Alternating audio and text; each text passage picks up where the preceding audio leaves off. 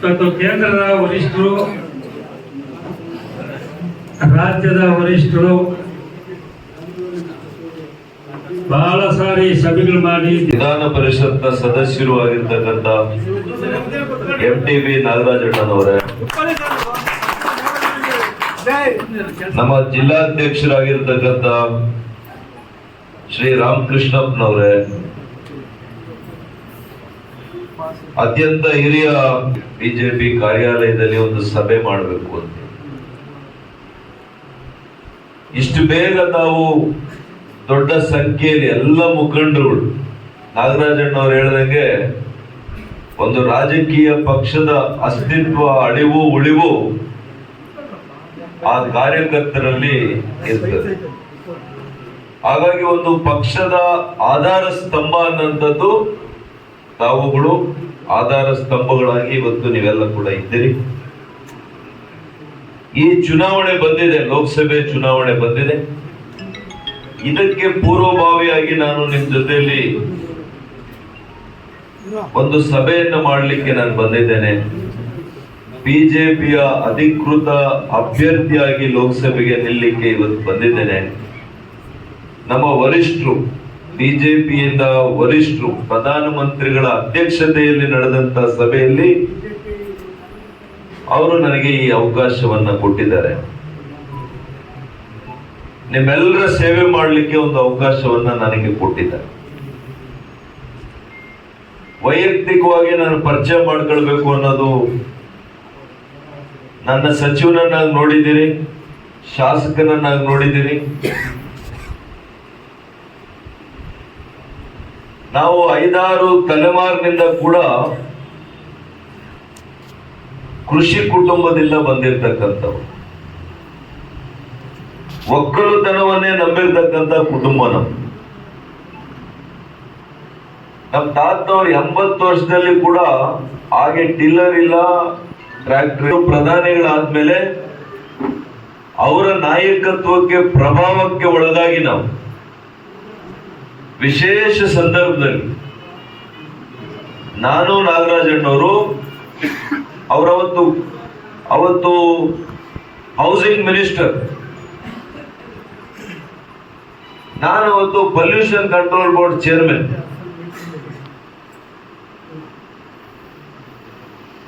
ಅದು ಬಹಳ ಪವರ್ಫುಲ್ ಇರುವಂತ ಒಂದು ಬೋರ್ಡ್. ಅದು ಎಲ್ಲ ಇಲಾಖೆಗಳು ಅದಕ್ಕೆ ಬರ್ತದೆ. ಅವೆರಡಕ್ಕೂ ನಾವಿಬ್ರು ರಾಜೀನಾಮೆ ಮಾಡಿ ಭಾರತೀಯ ಜನತಾ ಪಕ್ಷದ ಸರ್ಕಾರವನ್ನ ಕರ್ನಾಟಕದಲ್ಲಿ ಬರಲಿಕ್ಕೆ ನಾವು ಬಹಳಷ್ಟು ಶ್ರಮವನ್ನ, ತ್ಯಾಗವನ್ನ ಮಾಡಿದ್ದೇವೆ.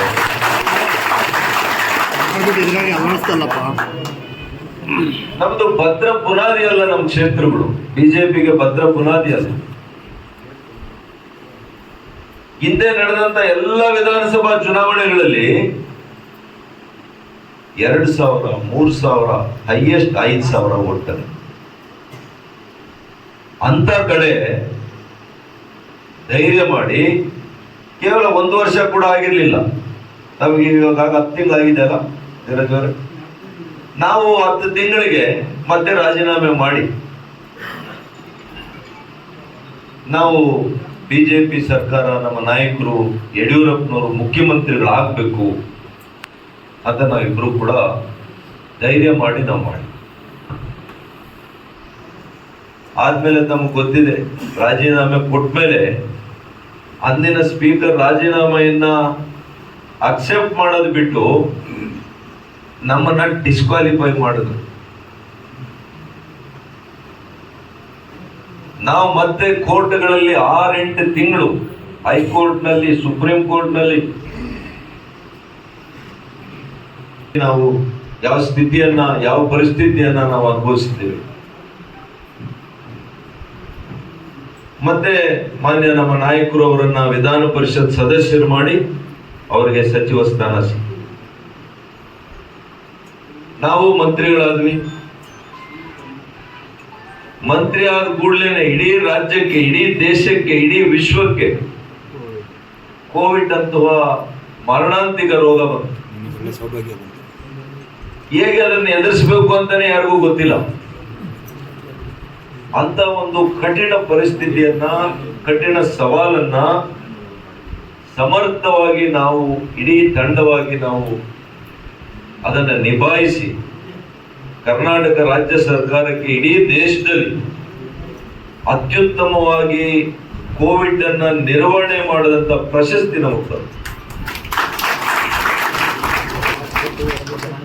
ಅವತ್ತು ಮಾನ್ಯ ನರೇಂದ್ರ ಮೋದಿ ಅವರು ಪ್ರಧಾನಮಂತ್ರಿಗಳು, ಇವತ್ತೆಲ್ಲ ಮರೆತು ಬಿಟ್ಟಿದ್ದಾರೆ, 3-4 ವರ್ಷ ಆಗೋಯ್ತಲ್ಲ, ನಮ್ಮ ಜನರ ನೆನಪು ಕೂಡ ಬಹಳ ಬೇಗ ಮರ್ತೋಗುವಂತದ್ದು ಸ್ವಭಾವ.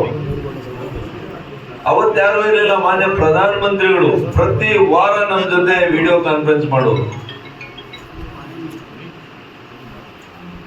ಸಾಂದರ್ಭಿಕವಾಗಿ ಯಾವ ಸಲಹೆ, ಸೂಚನೆ, ಮಾರ್ಗದರ್ಶನ ಕೊಟ್ಟು ಇಡೀ ದೇಶದ ಜನರನ್ನ ರಕ್ಷಣೆ ಮಾಡಿ. ಅನೇಕ ದೇಶಗಳು, ಮುಂದುವರೆದ ದೇಶಗಳು ಹೇಳುದು, ಕೋವಿಡ್ ಅನ್ನ ಭಾರತ ದೇಶ ನಿಭಾಯಿಸ್ಲಿಕ್ಕೆ ಆಗಲ್ಲ, ರಸ್ತೆಯಲ್ಲಿ ದೇಶದಲ್ಲಿ ಹೆಣಗಳು ಬೀಳ್ತವೆ ಅಂತ ಹೇಳಿ ವಿದೇಶಗಳಲ್ಲಿ. ಆದರೆ ಮಾನ್ಯ ನರೇಂದ್ರ ಮೋದಿ ಅವರ ನಾಯಕತ್ವ ಕೊನೆಗೆ ಏನಾಯ್ತು ಅಂತಂದ್ರೆ, ನಮ್ಮ ದೇಶದಲ್ಲಿ ಅತಿ ಕಡಿಮೆ ಸಾವಾದ್ರು ಬೇರೆ ದೇಶಗಳಿಗೆ ಹೋಲಿಕೆ ಮಾಡಿದೆ. ಯಾವ ಮುಂದುವರೆದ ದೇಶಗಳು ಹೇಳಿದ್ವು, ಆ ದೇಶಗಳಲ್ಲಿ ನಿರ್ವಹಣೆ ಮಾಡ್ಲಿಕ್ಕೆ ಆಗದಿಲ್ಲ, ಆರೋಗ್ಯಗಳಿಗೆ ಆಸ್ಪತ್ರೆಗಳಲ್ಲಿ ಸರಿಯಾದ ಚಿಕಿತ್ಸೆ ಕೊಡಿಸ್ಲಿಕ್ಕೆ ಆಗದಿಲ್ಲ, ಸಾವಿರಾರು ಲಕ್ಷಾಂತರ ಜನ ಅಲ್ಲಿ ಸತ್ತರೆ, ಇಲ್ಲಿ ಲಕ್ಷಾಂತರ ಜನರ, ಕೋಟ್ಯಾಂತರ ಜನರ ಜೀವವನ್ನ ಉಳಿಸಿದಂತ ಕೆಲಸ ನಮ್ಮ ಪ್ರಧಾನಮಂತ್ರಿಗಳು ಶ್ರೀ ನರೇಂದ್ರ ಮೋದಿ ಅವರು. ಹೀಗೆ ನೂರಾರು ಕೆಲಸಗಳನ್ನ ಮಾಡಿ ಇಡೀ ವಿಶ್ವವೇ ಮೆಚ್ಚುವಂತಹ ಜಾಗತಿಕ ನಾಯಕರು ಇವತ್ತು ನಮ್ಮ ಮಾನ್ಯ ಪ್ರಧಾನಮಂತ್ರಿಗಳಾಗಿದ್ದಾರೆ. ನಮ್ಮ ದೇಶದಿಂದ 25-26 ದೇಶಗಳಿಗೆ ಉಚಿತವಾಗಿ ಕೋವಿಡ್ ಲಸಿಕೆಯನ್ನು ನಾವು ಕೊಟ್ಟಿದ್ದೇವೆ. ಇದು ನಮ್ಮ ಹೆಮ್ಮೆ, ಈ ದೇಶದ ಹೆಮ್ಮೆ. ಮೊದಲೊಂದು ಕಾಲ ಇತ್ತು, ನಮ್ಮ ದೇಶದವ್ರು ಬೇರೆ ದೇಶಕ್ಕೆ ಹೋದ್ರೆ ಧೀರಜ್ ಅವ್ರು ಹೇಳ್ತಾ ಇದ್ರು, 45 ದೇಶನ 42 ದೇಶ ನೋಡಿದ್ದೇನಣ್ಣ ನಾನು 19 ವರ್ಷಕ್ಕೇನೆ. ಅವರು ಹೋಗ್ತಾ ಇದ್ದಾಗ ಭಾರತೀಯರು ಅಂತಂದ್ರೆ ಆ ವಿಡಿಯೋರು, ಚೈನ್ ಸ್ನ್ಯಾಚರ್ಸ್, ಈ ರೀತಿಯಲ್ಲೆಲ್ಲ ನಮ್ ಕಡೆ ಕೀಳಾಗಿ ನೋಡ್ತಾ ಇದ್ರು. ಆದ್ರೆ ಇವತ್ತು ಮೋದಿ ಅವರು ಪ್ರಧಾನಮಂತ್ರಿಗಳಾದ ಮೇಲೆ ಪ್ರತಿ ಒಂದು ವಿದೇಶದಲ್ಲಿ ಭಾರತೀಯರು ಕಾಣಿಸ್ಕೊಂಡ್ರೆ ಅತ್ಯಂತ ಗೌರವದಿಂದ ನೋಡುವಂತ ಕೆಲಸ ಇವತ್ತು ಆಗ್ತಾ ಇದೆ. ಇದು ಹೊಸ ಭಾರತದ ಪರಿಕಲ್ಪನೆ, ಇದು ವಿಕಸಿತ ಭಾರತದ ಆಲೋಚನೆ. ಮುಂದಿನ 25 ವರ್ಷಗಳಿಗೆ ಭಾರತ ಹೇಗಿರಬೇಕು ಅಂತೇಳಿ ಮಾನ್ಯ ನರೇಂದ್ರ ಮೋದಿ ಅವರು ಒಂದು ಕನಸನ್ನ ಇಟ್ಕೊಂಡಿದ್ದಾರೆ. ಹಾಗಾಗಿ ಬಂಧುಗಳೇ, ಚಿಕ್ಕಬಳ್ಳಾಪುರ ಜಿಲ್ಲೆಯಲ್ಲಿ 1200ರಿಂದ 1400 ಅಡಿ ಆಳಕ್ಕೆ ಹೋದ್ರೂ ಕೂಡ ನೀರಿರ್ತಾ ಇರಲಿಲ್ಲ. ಅನೇಕ ನಮ್ಮ ರೈತ ಮುಖಂಡರುಗಳು ಪ್ರತಿ ವರ್ಷ 4 ಬೋರ್ವೆಲ್ 5 ಬೋರ್ವೆಲ್ ನೀರನ್ನ ಕೊರಿಸ್ತಾ ಇದ್ರು. ಆ ಸಾಲಗಳು ಮಾಡಿ ಬೋರ್ವೆಲ್ ಹಾಕ್ಸ್ಲಿಕ್ಕೆ, ಆ ಸಾಲಕ್ಕೆ ಬಡ್ಡಿ ಕಟ್ಲಿಕ್ಕೆ ಆಗ್ತೀರಾ. ನನ್ನ ಕಣ್ಮುಂದೆ ಅನೇಕರು ಮಧ್ಯಮ ವಯಸ್ಸಿನವರು, ಸಣ್ಣ ಮಕ್ಕಳವ್ರಿಗೆ ಆತ್ಮಹತ್ಯೆ ಮಾಡ್ಕೊಂಡಿದ್ರು. ಆ 13ರಲ್ಲಿ ನಾನು ತೀರ್ಮಾನ ಮಾಡಿ ಅತಿ ಶೀಘ್ರದಲ್ಲಿ ಬರುವಂತ ಯೋಜನೆ ನಮ್ಮ ಭಾಗಕ್ಕೆ ನೀರು ತರಬೇಕು ಅಂತೇಳಿ ಅವತ್ತು ಹೋರಾಟ ಮಾಡಿ ಇಡೀ ದೇಶದಲ್ಲಿ ಮೊದಲನೇ ಪ್ರಯೋಗ ಇದು. ಶುದ್ಧೀಕರಿಸಿದ ನೀರನ್ನ ಕೆರೆಗಳಿಗೆ ನೀರು ತುಂಬಿಸುವಂತ ಯೋಜನೆ ಇದೆಯಲ್ಲ, ಇದು ಮೊದಲನೇ ಸಲ ಇಡೀ ದೇಶದಲ್ಲಿ ಯಾರು ಮಾಡಿಲ್ಲ. ಚಿಕ್ಕಬಳ್ಳಾಪುರ, ಕೋಲಾರ ಜಿಲ್ಲೆಗಳಿಗೆ ನಾವು ಮಾಡಿಸಿದ್ವು. ಇವತ್ತು 65 ಕೆರೆಗಳ ನೀರು ತುಂಬಿಸಿದೆ ನಮ್ಮ ಜಿಲ್ಲೆಯಲ್ಲಿ. 65 ಕೆರೆಗಳಿಗೆ. ಬೆಂಗಳೂರಿನಲ್ಲಿ ಇವತ್ತು ನೀರಿಗೆ ಹಾಹಾಕಾರ ಇದೆ, ಚಿಕ್ಕಬಳ್ಳಾಪುರ ಜಿಲ್ಲೆಯಲ್ಲಿ ನೀರಿಗೆ ಹಾಹಾಕಾರ ಇಲ್ಲ. ಇವತ್ತು ದೊಡ್ಡಬಳ್ಳಾಪುರ ಕೂಡ ನಗರಕ್ಕೆ ಬರೀ ಟ್ಯಾಂಕರ್ಗಳಲ್ಲಿ ನೀರನ್ನು ಓಡಿಸುವಂತ ಕಾಲ ಇತ್ತು. ನಾನ್ ಶಾಸಕನಾದ್ಮೇಲೆ ಅಲ್ಲಿ ನಮ್ಮ ಸಹೋದರರು ಇದ್ದಾರೆ. ಜಕ್ಕಲಮಡುಗು ಜಲಾಶಯದನ್ನ ಚಿಕ್ಕಬಳ್ಳಾಪುರ ನಗರದ ನಿವಾಸಿಗಳು ಮಾತ್ರ ಅಲ್ಲ, ದೊಡ್ಡಬಳ್ಳಾಪುರದ ನಗರದ ನಿವಾಸಿಗಳಿಗೂ ಸೇರ್ಬೇಕು ಅಂತೇಳಿ 38% ಏನಪ್ಪ 32 ಶೇಕಡ 32-34% ಅಷ್ಟು ನೀರನ್ನ ಇವತ್ತು ದೊಡ್ಡಬಳ್ಳಾಪುರ ನಗರ ನಿವಾಸಿಗಳಿಗೆ ಕೊಡ್ತಾ ಇದ್ದೇವೆ.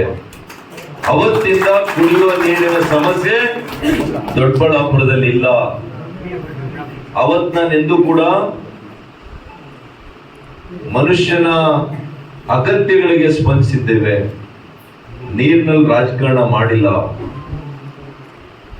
ಮತ್ತು ನಾನು ಸಚಿವನಾದ ಮೇಲೂ ಕೂಡ ಅನೇಕ ಅಭಿವೃದ್ಧಿ ಕೆಲಸ ಕಾರ್ಯಗಳನ್ನ ಈ ಜಿಲ್ಲೆಯಲ್ಲಿ ಮಾಡಿದ್ದೇವೆ. ದೊಡ್ಡಬಳ್ಳಾಪುರಕ್ಕೆ ಜಿಲ್ಲಾ ಆಸ್ಪತ್ರೆ ಆಗಬೇಕು ಅಂತೇಳಿ ನಾವು ಫೈಲಲ್ಲಿ ಕ್ಲಿಯರ್ ಮಾಡಿದ್ದೇವೆ. ಅದಿನ್ನೂ ಕೂಡ ಶಂಕುಸ್ಥಾಪನೆ ಆಗಿದೆ. ಇದು ನಾವು ತೆಗೆದುಕೊಂಡಂತ ನಿರ್ಣಯ. ಕಾರಣ, ದೇವನಹಳ್ಳಿಯಲ್ಲಿ ಒಂದು ಖಾಸಗಿ ವೈದ್ಯಕೀಯ ಕಾಲೇಜ್ ಇದೆ, ಹೊಸಕೋಟೆಯಲ್ಲಿ ಒಂದು ವೈದ್ಯಕೀಯ ಕಾಲೇಜ್ ಇದೆ, ದೊಡ್ಡಬಳ್ಳಾಪುರದಲ್ಲಿ ಯಾವುದೂ ಇಲ್ಲ ಅಂತೇಳಿ ನಾನು ಕ್ಯಾಬಿನೆಟ್ ನಲ್ಲಿ ತೆಗೆದುಕೊಂಡಂತ ನಿರ್ಣಯ. ಹಾಗಾಗಿ ಬಂಧುಗಳೇ, ನಾನು ನಿಮ್ಮವನು, ನಿಮ್ಮ ಸಹೋದರ ಅಂತೇಳಿ ನಿಮ್ಗೆಲ್ಲ ಕೂಡ ಭಾವನೆ ಇರಲಿ. ಇಡೀ ಈ ಕ್ಷೇತ್ರ ಒಂದು ಮಾದರಿ ಲೋಕಸಭಾ ಕ್ಷೇತ್ರ ಮಾಡಲಿಕ್ಕೆ ನಾನು ಪ್ರಾಮಾಣಿಕ ಪ್ರಯತ್ನವನ್ನ ನಮ್ಮ ಶಾಸಕರು ಅವ್ರ ಜೊತೆ ಸೇರ್ಕೊಂಡು, ನಮ್ಮ ಹಿರಿಯ ನಾಯಕರು, ನಮ್ಮೆಲ್ಲ ಮುಖಂಡರ ಜೊತೆ ಸೇರ್ಕೊಂಡು ನಾನು ಮಾಡುವಂತ ಕೆಲಸ ಮಾಡ್ತೇನೆ.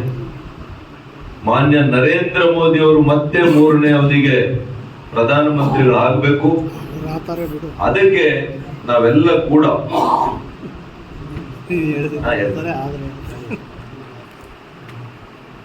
ಹಾಗಾಗಿ ನಾವು ಮತ್ತೆ ಪ್ರಧಾನಮಂತ್ರಿಗಳನ್ನ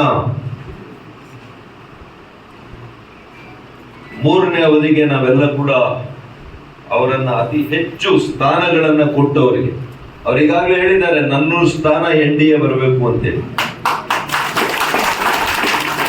ನೀವು 30,000ಕ್ಕೂ ಹೆಚ್ಚು ಮತಗಳಿಂದ ಇವತ್ತು ಧೀರಜ್ ರವರನ್ನ ಗೆಲ್ಲಿಸಿದ್ವಿ. ಅವತ್ತು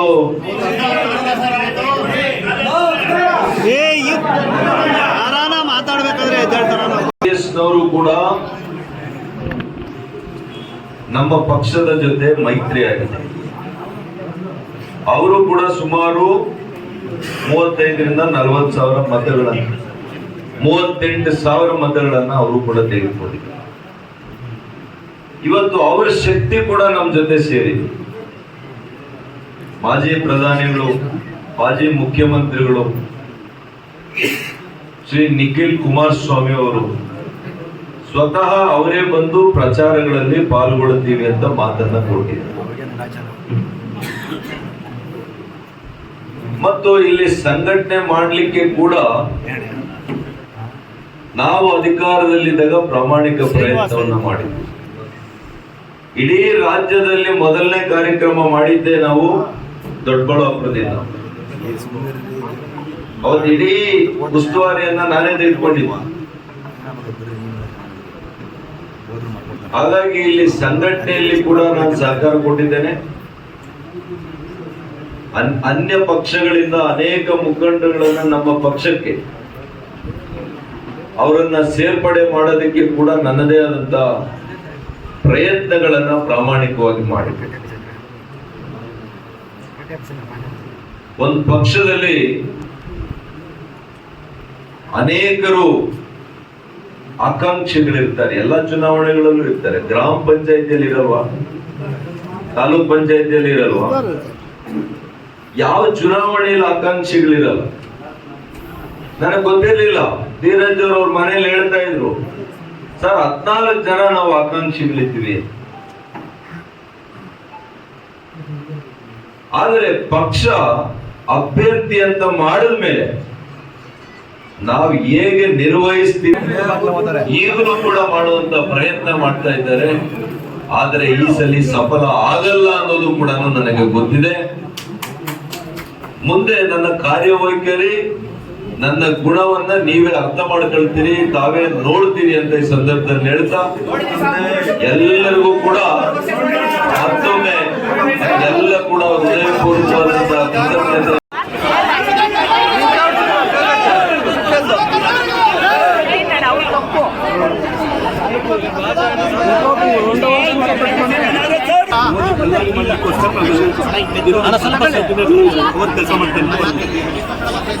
ಸ್ವಲ್ಪ ಅವಾಯ್ಡ್ ಮಾಡ್ರಿ ಇದು.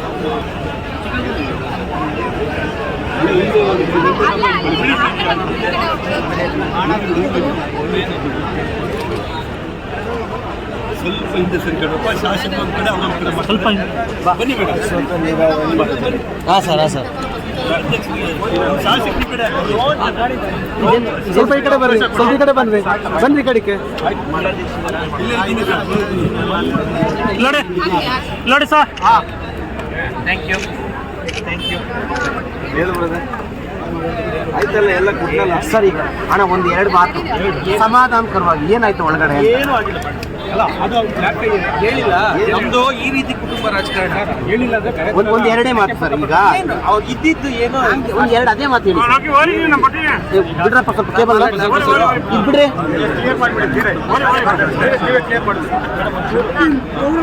ಸರ್. ಹೇಳಿ ಸರ್. ಈಗ ಒಳಗಡೆ ಅಸಮಾಧಾನದ ಈ ಬಿಸಿಲಲ್ಲಿ ಆರ್ಭಟ ಮತ್ತು ಅಸಮಾಧಾನ ದೊಡ್ಡ ಮಟ್ಟದಲ್ಲಿ ಸ್ಫೋಟ ಆಯ್ತು, ಕೇಳಿಸ್ತಾ ಇತ್ತು, ಆಚೆ ನಿಂತಿದ್ವಿ. ಯಾವುದೇ ಕಾರಣಕ್ಕೂ ಏನು ಅಸಮಾಧಾನ ಇಲ್ಲ.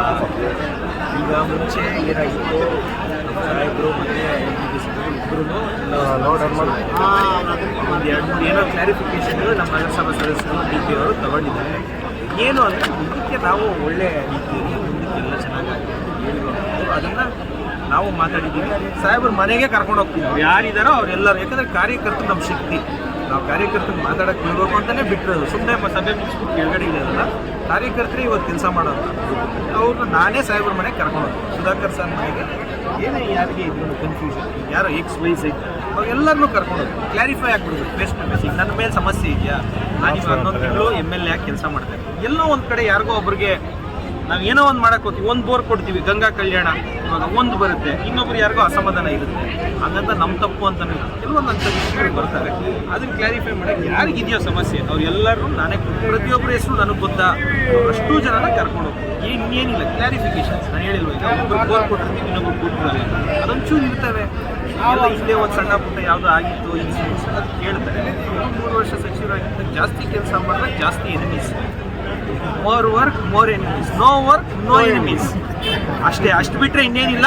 ಅದನ್ನು ಮುಂದಕ್ಕೆ ಸಾರು. ಈಗ ಮುಂಚೆ ಅವರು ಬರೀ ಚಿಕ್ಕಬಳ್ಳಾಪುರ ಕ್ಷೇತ್ರ ಪ್ರತಿನಿಧಿಗಳು, ಇವಾಗ 8 ಕ್ಷೇತ್ರ. ನಮ್ಮ ಕ್ಷೇತ್ರನೂ ಚಿಕ್ಕಬಳ್ಳಾಪುರದಷ್ಟೇ ಶ್ರೇಷ್ಠವಾಗಿ ಅಷ್ಟೇ ಚೆನ್ನಾಗಿ ನೋಡ್ಕೊಬೇಕು ಅನ್ನೋದು ನಮ್ಮ ಕಾರ್ಯಕರ್ತರ ಆಗ್ರಹ. ಅಷ್ಟೇ ಮೇಲೆ ಆಗಿತ್ತು.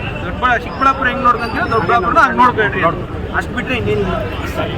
ನಮ್ಮೆಲ್ಲ ಪಕ್ಷದ ಕಾರ್ಯಕರ್ತರೆಲ್ಲ ನಮ್ಮ ಕುಟುಂಬದ ಸದಸ್ಯರು, ಅವ್ರದ್ದೇವೇ ನೋವು ನಲುವುಗಳಿಗೆ ನಾವು ಸ್ಪಂದಿಸುವಂಥದ್ದು ನಮ್ಮ ಆದ್ಯತೆ. ನಮ್ಮ ಶಾಸಕರು ಹೇಳಿದಾಗೆ, ಸ್ವಲ್ಪ ಹಿಂದೆ ಬನ್ನಿ. ಶಾಸಕರು ಹೇಳಿದಾಗೆ ಅವ್ರಿಗೆ ಯಾವುದೇ ಒಂದು ಸಮಸ್ಯೆ ಇರಲಿ, ಅವರ ಅನುಮಾನಗಳಿರಲಿ, ಅದೆಲ್ಲವನ್ನು ಕೂಡ ದೂರ ಮಾಡುವಂಥದ್ದು ನಮ್ಮ ಕರ್ತವ್ಯ. ಹಾಗಾಗಿ ಅವ್ರಿಗೆ ಯಾವುದೇ ಒಂದು ಮನಸ್ಸಿನಲ್ಲಿ ಒಂದು ಸಣ್ಣ ಅನುಮಾನ ಇದ್ದರೂ ಕೂಡ ಅವರಿಗೆ ಅದನ್ನು ದೂರ ಮಾಡುವಂಥ ಕೆಲಸ ನಾವು ಮಾಡ್ತೀವಿ ಅಂತ ಈಗಾಗಲೇ ನಾವು ವೇದಿಕೆಯಲ್ಲೂ ಹೇಳಿದ್ದೀವಿ. ಮತ್ತು ಇನ್ನೂ ಯಾರಿಗಾದರೂ ಮನೆಗೆ ಬಂದು ಮಾತನಾಡಬೇಕು ಅಂತಂದರೆ ದಯವಿಟ್ಟು ಬನ್ನಿ ಅಂತ ಕೂಡ ಹೇಳಿದ್ದೀವಿ. ಮಾನ್ಯ ಶಾಸಕರು ಅವ್ರು ಕರ್ಕೊಂಡು ಬರ್ತಾರೆ, ಅವರಿಗೆಲ್ಲ ತಿಳಿ ಹೇಳುವಂಥ ಕೆಲಸ ಮಾಡ್ತಾರೆ. ಜೊತೆಗೆ ಏನಿಲ್ಲ ಸರ್, ಎಲ್ಲ ಆದರೆ ಅವರೆಲ್ಲ ಕೂಡ ಹೇಳಿದರು, ನಮ್ಮ ಜೀವನದಲ್ಲಿ ನಾವು ಬೇರೆ ಪಕ್ಷಕ್ಕೆ ಮತ ಕೊಟ್ಟಿಲ್ಲ, ನಿಮಗೆ ಈಗಲೂ ಕೊಡೋದಿಲ್ಲ, ನಾವು ಕೊಡೋದೇ ನಿಮಗೆ ಮೋದಿಯವರಿಗೆ ಅಂತ ಹೇಳಿದ್ದಾರೆ. ಓಟ್ ಹಾಕೋದು. ಈಗ ಒಂದು ಕುಟುಂಬದ ಸದಸ್ಯರು ಕೂತಾಗ ಕೆಲವರು ಚರ್ಚೆಗಳನ್ನು ನಾವು ಮಾಡ್ತೀವಿ. ಹಾಗಾಗಿ ವೈಯಕ್ತಿಕ ಏನು ಸಮಸ್ಯೆಗಳಿರ್ತದೆ, ಏನು ಹಿಂದೆ ಆಗಿರ್ತದೆ, ಅದೆಲ್ಲವನ್ನು ಕೂಡ ಮೆಲುಕು ಹಾಕಿ ಪ್ರಜಾಪ್ರಭುತ್ವದ ವ್ಯವಸ್ಥೆಯಲ್ಲಿ ಇದು ಆರೋಗ್ಯಕರವಾಗಿರ್ತಕ್ಕಂಥ ಒಂದು ಸಭೆ. ಒಂದು ನಿಮ್ಗೆ ಗೊತ್ತಿರಲಿ, ಇಷ್ಟೇ ಪ್ರಾಬ್ಲಮ್ ಚಿಕ್ಕಬಳ್ಳಾಪುರದಲ್ಲಿ ಎಲ್ಲೋದ್ರೂ ಈ ಪ್ರಾಬ್ಲಮ್ ಇರುತ್ತೆ. ಬಚ್ಚೇಗೌಡರು ಗೆದ್ದೋದ್ರು, ನಮ್ಮನ್ನು ನೋಡಿಲ್ಲ. ನೀವು ಹಂಗೆ ಮಾಡಬೇಡಿ ಅಷ್ಟೇ. ಬೇಸಿಕ್ ಲೈನು ಆದವ್ರು ಮಾಡಲ್ಲ ಹಂಗೆ, ಯಾಕಂದ್ರೆ ಎಲ್ರಿಗೂ ಸಿಗೋದವ್ರು ಬಚ್ಚೇಗೌಡರು ಗೆದ್ದೋದ್ರು, ಆಮೇಲೆ ನಮ್ಮನ್ನ ನೋಡಿಲ್ಲ. ಇಷ್ಟು ಈ ಬೇಸಿಕ್ ಚಿಕ್ಕಬಳ್ಳಾಪುರ ಲೋಕಸಭಾ ಕ್ಷೇತ್ರವನ್ನ ಈ ದೇಶದಲ್ಲೇ ಒಂದು ಮಾದರಿ ಕ್ಷೇತ್ರ ಮಾಡಬೇಕು ಅಂತ ಕನಸು ಕಟ್ಕೊಂಡಿದ್ದೀನಿ. ನಮ್ಮೆಲ್ಲ ನಾಯಕರ ಜೊತೆ ಶಾಸಕರುಗಳ ಜೊತೆ ಸೇರ್ಕೊಂಡು ಅದನ್ನು ಯಾವ ರೀತಿ ಕಾರ್ಯಗತಗೊಳಿಸ್ಬೇಕು ಅಂತೇಳಿ ಅದರಲ್ಲಂತೂ ಪ್ರಾಮಾಣಿಕ ಪ್ರಯತ್ನ ಮಾಡ್ತೀನಿ.